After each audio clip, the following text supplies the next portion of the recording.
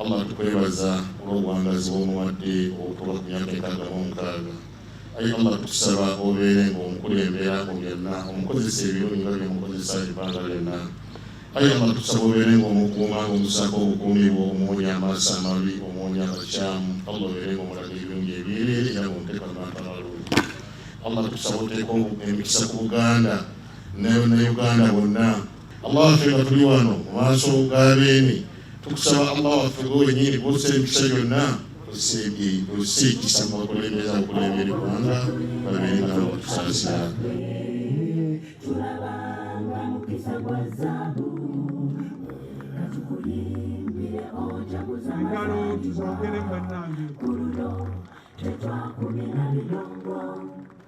Lulo twasi beluwambo sibisike